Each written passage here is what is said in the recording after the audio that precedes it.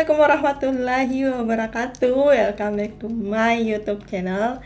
Dan di video kali ini aku sengaja buat, jadi ini video series dan all about IIUM. Temanya adalah all about IIUM.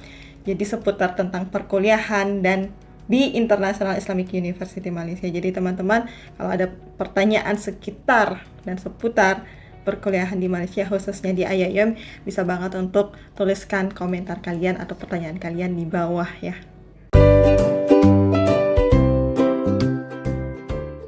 Untuk memulai di series pertama ini, aku akan memulai dengan pertanyaan-pertanyaan yang sering banget ditanyain ke aku pada saat aku mengisi seminar atau pada saat teman-teman WA atau nge-DM aku langsung di Instagram. So, I wanna share for this. Jadi buat aku sendiri IIUM itu awalnya aku nggak tahu, bener-bener nggak tahu kampus ini, nggak tahu tentang IIUM dan nggak ada yang nge-introduce ke aku tentang kampus ini. Jadi aku tahu sendiri gitu. Karena aku basically orangnya suka banget untuk menuliskan purpose aku ke depan. Jadi aku juga termasuk memilih kampus dan memilih jurusan ini tuh aku udah research dan udah nulis udah dari jauh hari gitu. Sampai singkat cerita, karena aku tahu purpose aku memilih IIUM itu karena satu adalah lingkungannya. What I need. Jadi aku tuh sempat nulis bahwa aku pengen kuliah yang pastinya aku mau menggunakan bahasa Inggris pada saat kuliah karena aku pengen improve bahasa Inggris aku. Kemudian aku nggak pengennya di luar gitu, di luar negeri. Kemudian aku pengen belajar tentang ilmu dunia, tapi aku juga pengen mempelajari tentang agama aku sendiri sebagai wujud kalau aku itu tanggung jawab juga sama agama aku. Jadi itu semua poin-poin yang udah aku tuliskan kan. Jadi selanjutnya aku nyari kampus nih, ya kampus apa yang sesuai dengan aku. Hingga akhirnya aku bertemu dengan sebuah artikel yang menjelaskan tentang aku, universitas. Jadi aku emang nyari ya universitas yang aku inginkan itu di internet gitu. Jadi berselancar dan sampai pada artikel yang kayak gini.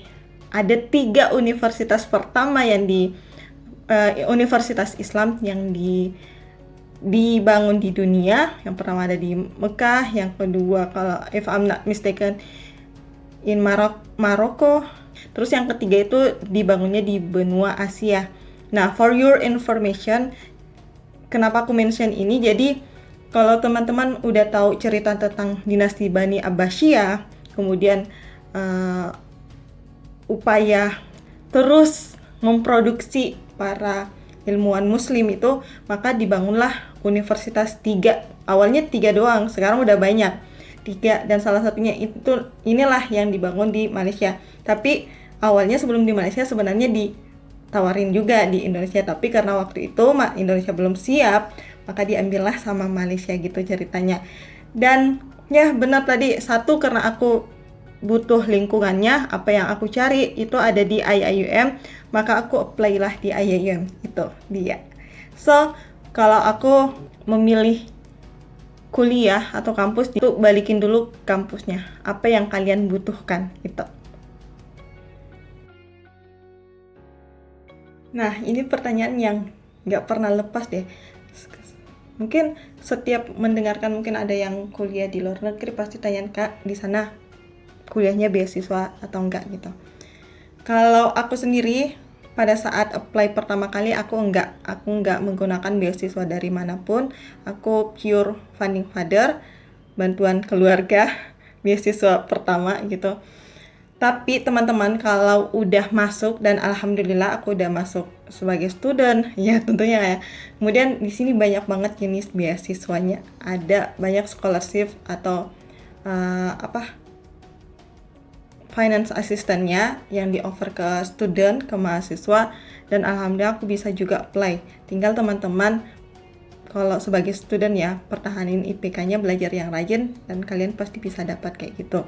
Dan by the way, ngomong-ngomong tentang beasiswa di Malaysia, dari pemerintahnya sendiri yang aku tahu ada 2 jenis ya. Yang pertama ada MIS atau MIS, Malaysian International Scholarship, itu biasa bukanya di awal tahun. Kemudian yang kedua ada lagi beasiswa ISRA, ISRA scholarship itu juga di offer dari kementerian manusia, tapi itu kayak khusus untuk jurusan finance atau agama gitu. Tapi buat teman-teman yang mau tahu apa itu ISRA scholarship, aku kasih link di bawah, nonton videonya dulu daripada Idigo Obrol tentang yang membahas tentang ISRA scholarship gitu. Oh ya, juga informasi bahwa tadi aku bilang ya, pada saat udah masuk itu banyak jenis beasiswanya dan itu berjenjang, sometimes depends on your CGPA, kadang dari IPK-nya kalian. Jadi setiap semester itu mereka selalu offer finance assistant atau scholarship dan bisa kok apply. Nah, ini juga yang gak lepas pertanyaan yang sering ditanyain adalah apakah kita harus bisa bahasa Inggris? Kalau pertanyaannya apakah harus udah bisa bahasa Inggris atau bahasa asing ya? Karena di IAIM sendiri tuh kita cuma ada 2 bahasa Inggris dan bahasa Arab. Kalau tadi pertanyaannya adalah harus bisa bahasa asing, bahasa Inggris minimal ya? Iya, aku bilang iya. Tapi kalau pertanyaannya adalah apakah kita harus mempunyai sertifikat bahasa dulu, aku bilang enggak gitu. Jadi sertifikat bahasa di sini bisa saja kalian nggak punya, belum punya pun nggak apa-apa, tetap bisa apply untuk masuk di kampusnya, karena setelah teman-teman masuk di kampusnya, setelah mendapatkan offer letter, itu nantinya akan ada tesnya lagi. Tapi buat teman-teman yang udah ada sertifikat bahasanya, khusus IELTS ya, kalau TOEFL ITP itu enggak. Kayak aku kemarin, aku TOEFL ITP itu enggak dipakai. Tapi kalau TOEFL IBT itu masih bisa, dan IELTS. Dan kalau teman-teman memenuhi persyaratan, kalian gak usah melalui tes ini lagi. Tapi buat teman-teman yang belum ada sertifikatnya, don't worry, karena nanti kita akan ikut tesnya. Jadi teman-teman udah harus bisa kan bahasa. Makanya tadi aku bilang harus udah bisa bahasanya, supaya teman-teman nanti bisa mengikuti tesnya dan lulus gitu. Terus gimana nih kalau misal teman-teman gak lulus di tes bahasanya? Don't worry, karena di sini pun teman-teman akan ada kelas preparationnya lagi, ada kelas persiapannya namanya kelas CELPET. Di sana teman-teman akan belajar tentang bahasa Arab dan bahasa Inggris. Bahasa Arab, bahasa Inggris itu untuk UG ya. Kalau kalian UG atau undergraduate S1 itu kalian wajib belajar 2 bahasa ini. Tapi kalau untuk kalian postgraduate, master or PhD, itu kalian hanya akan difokuskan sama 1 bahasa. Kayak misal contoh aku ya, aku karena education, aku cuman fokus di bahasa Inggris. Tapi banyak kalau jurusan yang lain mungkin mereka akan fokus di bahasa Arab itu. Tapi at least mereka harus juga bisa bahasa Inggris. Kayak di sini mungkin yang paling umum kita gunakan adalah bahasa Inggris, karena bahasa Arab itu nggak semua. Tapi orang yang belajar bahasa Arab itu mesti harus tahu bahasa Inggris gitu. Nah itu, jadi teman-teman kudu bisa persiapin dulu bahasanya. Masalah sertifikat itu nanti. Oke? Kalau ditanya masalah beda atau enggaknya, jelas berbeda. Apalagi di sini lingkungannya adalah lingkungan internasional. Otomatis teman-teman aku juga teman-temannya dari internasional. Bahkan banyak negara yang aku baru dengar di sini. Oh, ada ya negara ini kayak gitu. Jadi kita kalau dibilang open mind ya, lebih akan siap dengan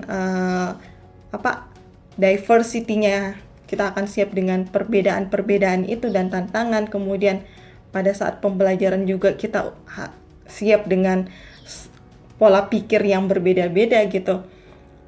Dan aku suka juga, dan aku paling suka di sini dan yang nggak pernah aku rasain sebelumnya adalah environment belajarnya yang gila. Aku semester awal nangis sumpah, karena mereka belajarnya gila-gilaan.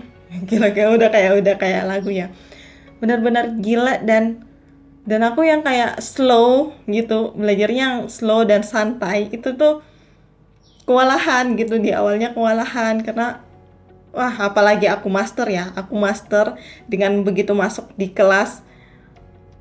kelasku itu orang-orangnya, aku bahkan merasa kalau aku yang paling muda gitu, paling muda dan paling nggak punya pengalaman. Selebihnya apalagi aku manajemen and leadership of education ya, mostly mereka adalah udah jadi apa ya,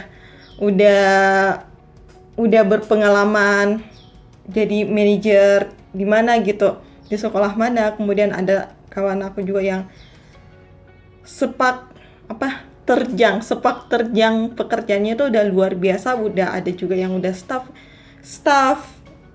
Kemudian banyaklah pengalaman pekerjaan mereka, dan aku kayak udah yang paling kecil. Padahal aku merasa loh teman-teman, karena aku dari S1 sampai S2 itu aku kan ke S2 itu aku kan jeda, jadi aku merasa aku udah tua kan untuk memulai lagi S2. Ternyata begitu aku masuk untuk setingkat master, aku merasa insecure dengan diriku sendiri. Nah itu teman-teman, aku merasa beda banget environment, kemudian cara belajar, kemudian dosen-dosennya juga aku suka. Di sini ada yang santai dan tapi ngena banget, ada yang benar-benar kritis, dan itu luar biasa. Nah, tantangan aku tadi juga sempat sebutkan di awal. Tantangan aku pertama kali masuk kelas itu, karena aku begitu masuk IAIM nggak langsung ke kelas ya. Jadi aku ambil kelas self-pad juga 1 semester, jadi persiapan bahasa, karena aku emang belum percaya diri untuk begitu langsung masuk, maksudnya di perkuliahan, karena pasti dosen-dosennya udah ngajarin kita bahasa lagi. Itu langsung ngasih assignment, kemudian presentasi itu dalam bahasa Inggris, dan pertama kalinya aku gimana untuk menjelaskan ini, aku nangis serius, dan aku nggak mungkin kan aku nyerah kan di awal gitu. Jadi akhirnya aku minta bantuan ke senior gitu. Alhamdulillah mereka mau ngebantuin aku di awal-awal, ngajarin aku kayak gitu, gimana sih dengan dosen ini kita harus seperti apa, kemudian presentasi seperti apa, buat paper itu seperti apa. Itu tuh awal-awal gila banget, dan kayak not bad actually, tapi disitulah pengalaman aku. Paham lah teman-teman, ketika kita ya apalagi bahasanya ya, at least walaupun aku sempat ada persiapan bahasa 1 semester di self-pad, dan itu masih shock juga masuk di kelas. Jadi buat teman-teman yang mau kuliah di luar negeri, atau khususnya yang menggunakan bahasa asing ya, itu kalian udah harus siapin mental juga, karena begitu kalian masuk di kelas, kalian akan disuruh presentasi, disuruh utarakan pendapat dengan menggunakan bahasa asing. Mungkin kalau bahasa Indonesia kita bisa aja, tapi kalau dengan menggunakan bahasa asing itu it's quite difficult. Nah, itu aja yang aku pengen share di series pertama All About IAIM ini. Semoga teman-teman mendapatkan informasi atau mendapatkan seputar, nggak sia-sia mendengarkan video saya, menonton video saya. Semoga memberikan manfaat. Jangan lupa untuk subscribe and like. And I will see you on my next video. In the next video. Bye-bye. Assalamualaikum warahmatullahi wabarakatuh. Terus, apa lagi ya? Aku bilang, ya.